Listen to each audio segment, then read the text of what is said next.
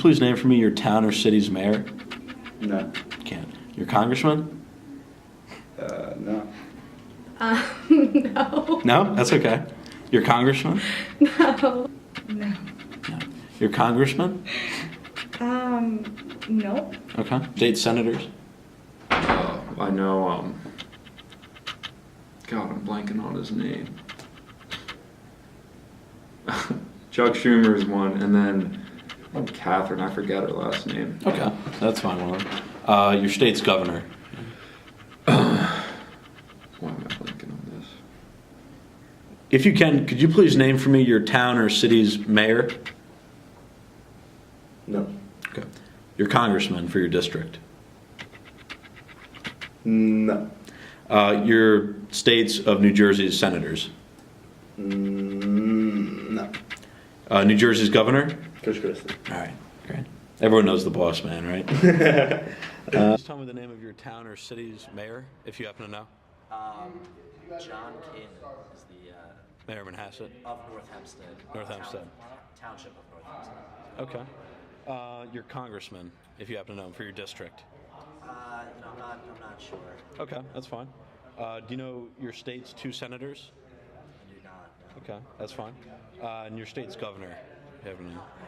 It's De Blasio now. I mean, Yeah. Bloomberg was the guy that we always knew. For your Everybody knew. governor? Mayor of New York. I'm sorry, governor. If you happen to know the governor in New York. No, Okay. I'm just saying the only New York politician. Who you knew was Right. Bloomberg. How do you usually get your news? Do you get it from a print source, cable, website, social media? I get the topics that's going on in the media through social media, and if anything particularly piques my interest, I'll dig further through news out Like online, NewYorkTimes.com news or- yeah. Okay, great. I don't have a subscription to the Wall Street Journal or Okay. anything on Right. campus, but most of the news I get is just from online, and I'm able to have some access. All right, great.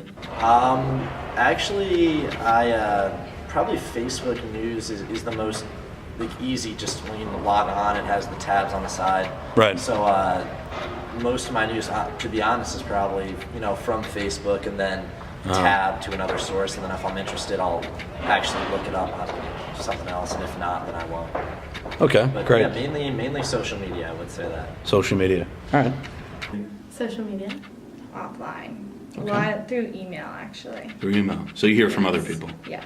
what they think's important. I get forwarded a lot of emails, and then off social media, I guess Facebook articles that are posted there. I get most of my news from the NewYorkTimes.com and from Reddit. Online news sources, New York Times, Wall Street Journal, Excellent. sometimes Politico. Great. Could you name for me 3 Republican presidential candidates? Yes, Ben Carson, Carly Fiorina, and Trump. Marco Rubio, Jeb Bush, and Ben Carson. Ben Carson, Ted Cruz, and Trump. Go with Trump, Mm-hmm. Jeb, Cruz. Yes, I could name you all of them if you'd like. But right Sure, Henry, let's do all of them. Let's do all of them. All right. So, in loose order, Donald Trump, Ted Cruz, Ben Carson, Marco Rubio, Jeb Bush, Carly Fiorina, John Kasich, Rand Paul, Rick Santorum,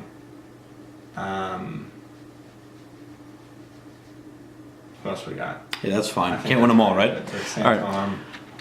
Donald Trump, Ben Carson, Rick Santorum. Very briefly, in a sentence or two, what are your opinions on American politics as a whole? As a whole, I think they tend to be very divisive, and I think a lot of that comes from the media coverage of politics. At this point in time, with the current election, Yeah. I feel like it's too big to have a major impact on. Uh-huh.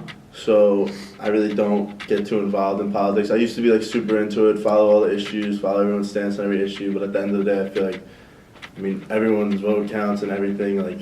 One person could, change the world. But at this point in time, I feel like that's a little impractical.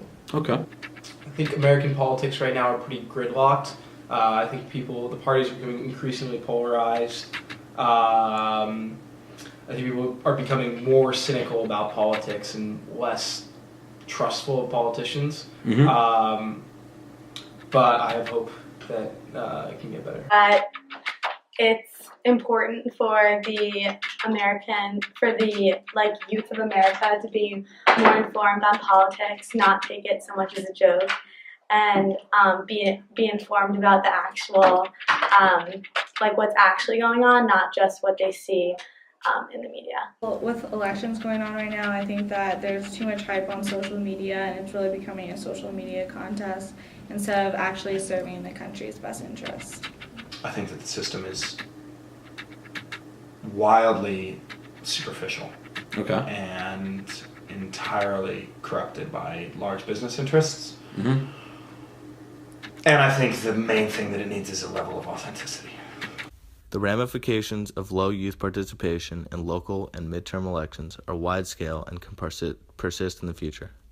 Research indicates almost unanimously that young voters are progressive and democratic. When Obama got them into the voting booths at record high levels, they elected a Democratic president.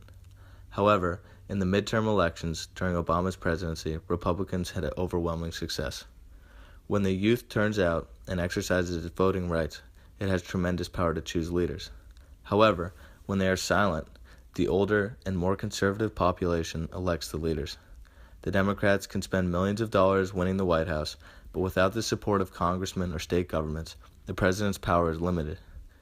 The youth damage their own interests by not showing up to vote and allow the older population to control the government.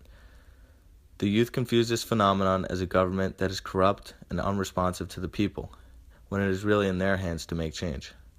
Without leaders they want, or local governments that support the president, the government will remain more conservative than they would like, and the gridlock will continue. The other consequence of low participation is the social nature of voting. The Knight Foundation points to social norms, both in the household and through friends, as a leading cause of whether or not to vote.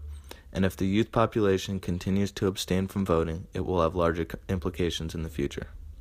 In order to reverse the trend of low participation in local and midterm elections, young people must understand the importance of these elections. If not, voting as a social norm will disappear and the rates of youth voting will continue to decline. That's our spiel. Thanks for watching. We hope you enjoyed our video and gained some valuable insight about why young American voters are not participating as much as they should in midterm and local elections. Good night and good luck.